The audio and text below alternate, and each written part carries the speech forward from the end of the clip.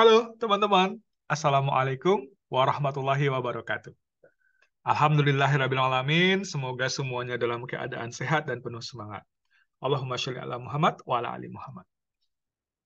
Teman-teman, selamat malam, karena di Melbourne ketika saya buat video ini dalam situasi malam, pukul 9.23, setengah 10, dan suhu saat ini 12 derajat.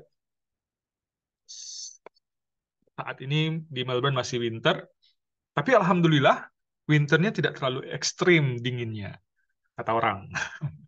Tapi yang saya rasakan tetap saja dingin gitu ya.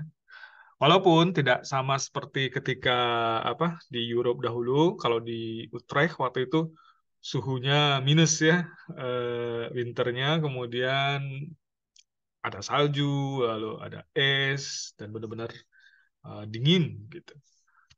Tapi bersyukurnya di Melbourne, tempat saya saat ini, kata orang-orang itu dinginnya tidak terlalu ekstrim dan tidak ada saljunya. Satu hal yang saya syukuri saat ini. Alhamdulillah. Kemarin juga sempat ketemu di forum online dengan salah satu dosen alumni UK. Beliau bilang, berapa suhu Nal di situ? Suhunya 12 atau 13 derajat sampai 15 derajat. Oh, kalau begitu udah hangat itu, udah panas itu kalau di UK, katanya.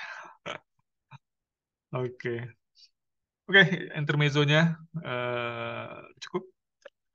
Sebenarnya saya banyak tagihan ini deadline untuk dikerjakan, tetapi you will know ya teman-teman ketika apa sudah mumet ya kita tinggalkan dulu sejenak, kita refreshing dan saya berjumpa dengan teman-teman semua untuk refreshing. Disclaimer. Nah, ini benar-benar sesuatu yang sepemahaman saya, akan ada kekeliruan barangkali di tengah penjelasan saya, maka saya sangat-sangat menghimbau teman-teman untuk juga mendownload dan membaca artikelnya. Kemudian ketika ada yang kurang tepat, kemudian juga perlu dikoreksi, teman-teman bisa sampaikan langsung ke saya ataupun posting di komentar, kolom komentar. Oke, kita langsung saja untuk share screen.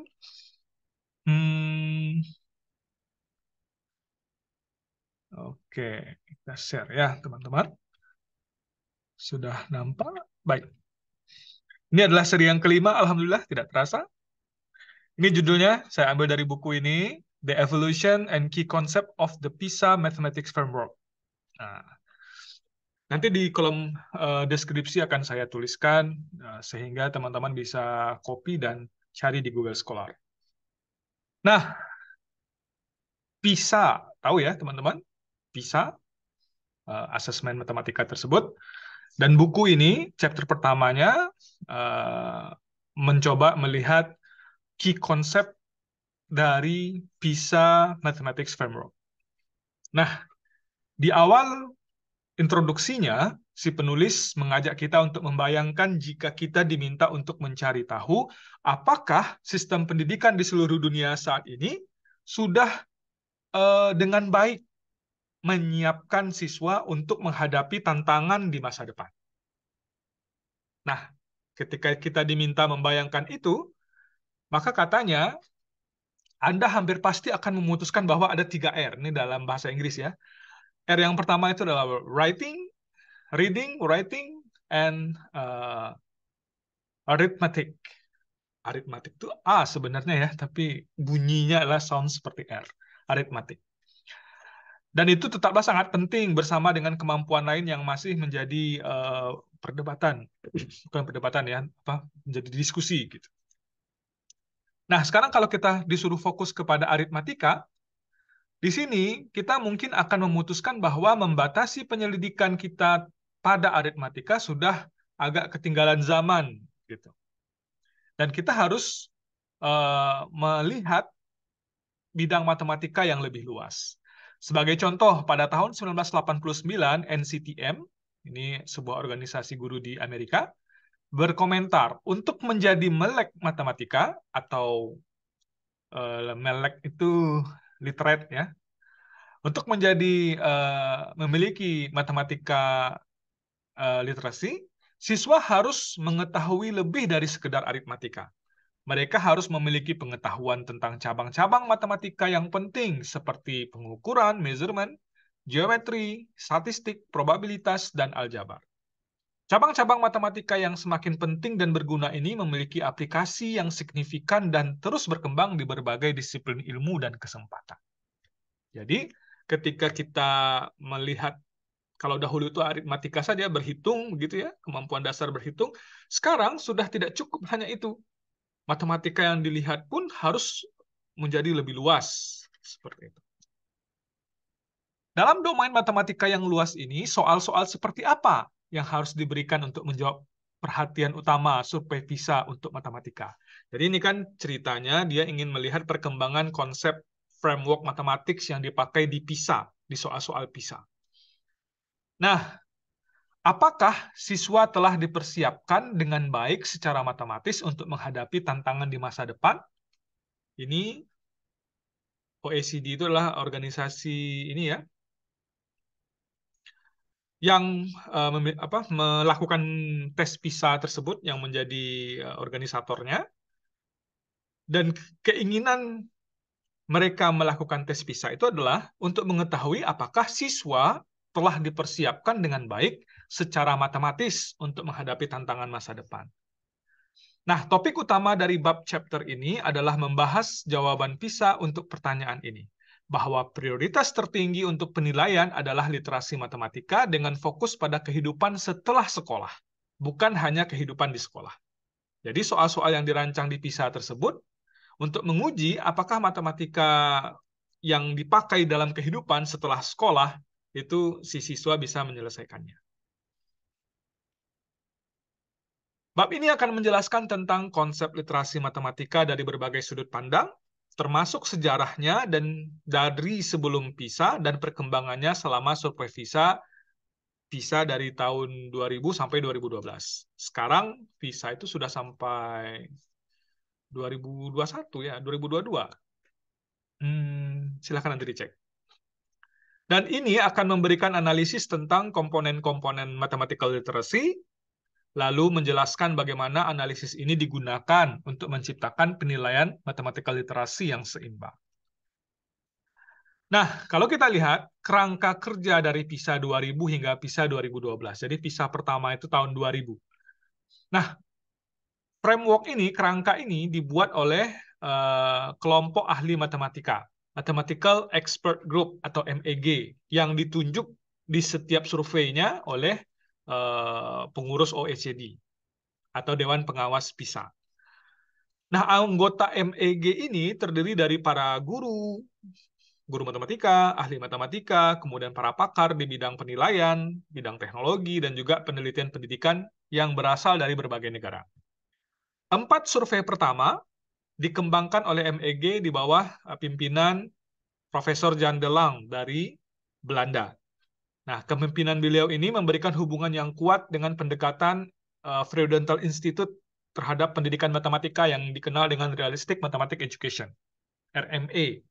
Saya waktu di Utrecht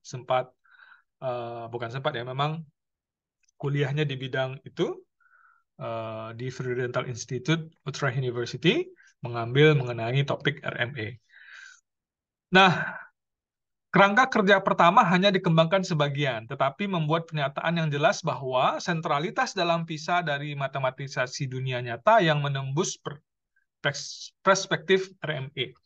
Jadi maksudnya adalah kerangkanya itu melihat matematika itu sebagai aktivitas matematisasi, gitu ya, bukan hanya sebagai konsep-konsep abstrak, tetapi adalah sebagai aktivitas manusia, human activity.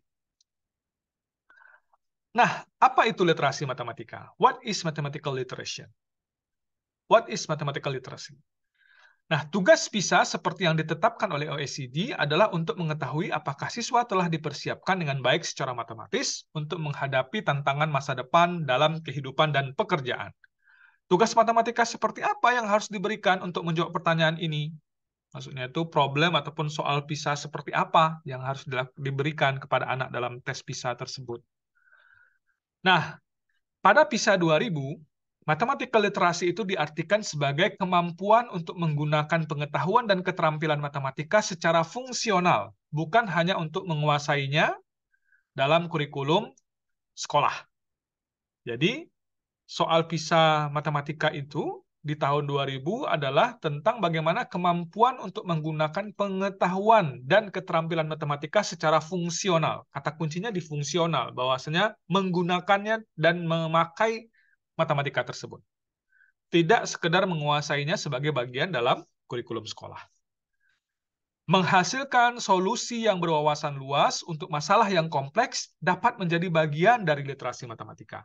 Asalkan kebutuhan untuk berpikir muncul dari konteks yang realistis dan memecahkan masalah dapat benar-benar menggambarkan, menjelaskan, atau memprediksi sesuatu tentang konteks tersebut.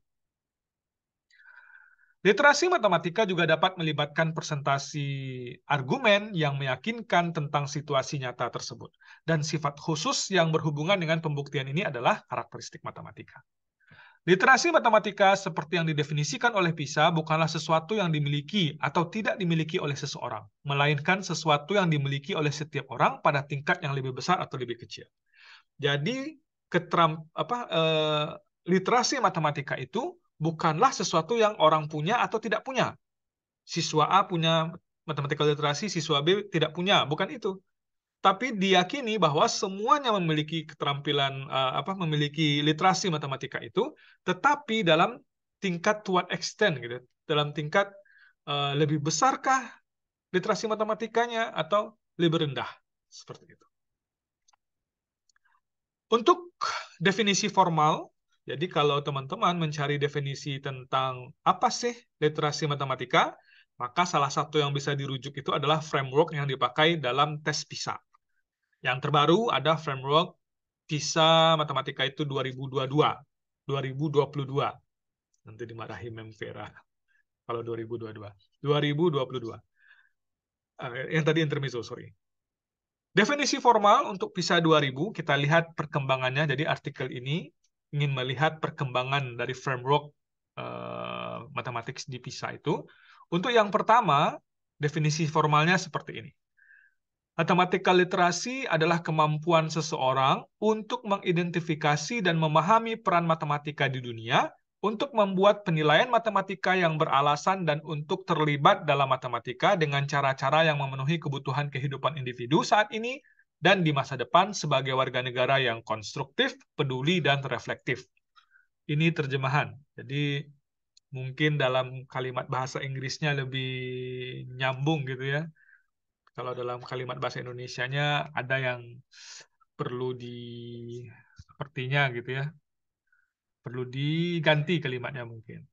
Tapi saya tulis seperti ini saja. Kita lihat bedanya untuk PISA 2006.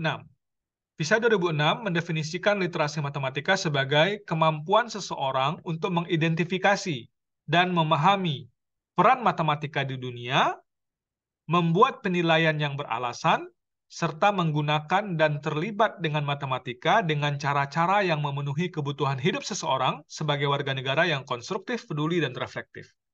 Mari kita lihat apa sih bedanya. Saya juga mau lihat apa bedanya ya. Masih mirip, tetapi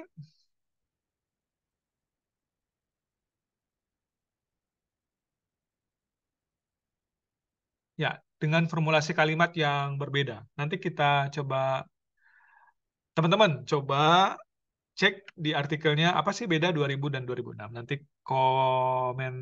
berikan komentarnya di kolom komentar video ini.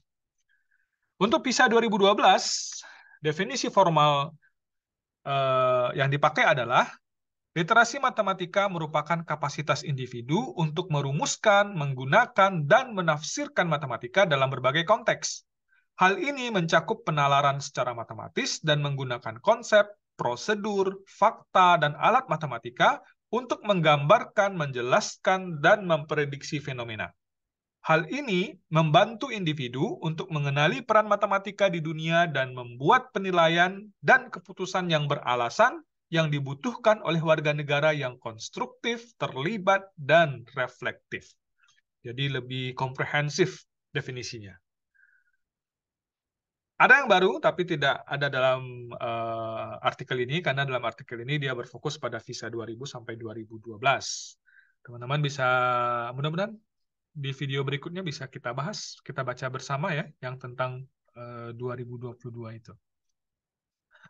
Semua definisi ini dibangun berdasarkan konsensus pemerintah yang mendukung PISA dan sebagian besar literatur penelitian bahwa semua orang dewasa, tidak hanya mereka yang berkarir di bidang teknik ataupun sains, kini membutuhkan tingkat literasi matematika yang lebih tinggi dibanding dengan masa lalu.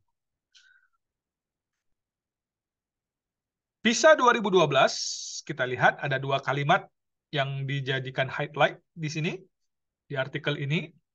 Kalimat pertama dari definisi tahun 2012 tersebut mengidentifikasikan literasi matematika sebagai sebuah kapasitas individu dan menegaskan pentingnya bekerja dalam konteks serta yang telah dijelaskan di atas.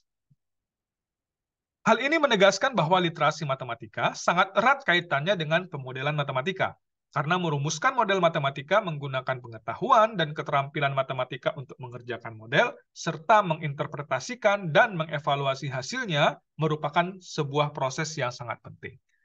Kalimat kedua menjelaskan bahwa semua aspek matematika terlibat dalam literasi matematika, baik melalui konsep, teknik matematika yang spesifik, ataupun penalaran matematika umum.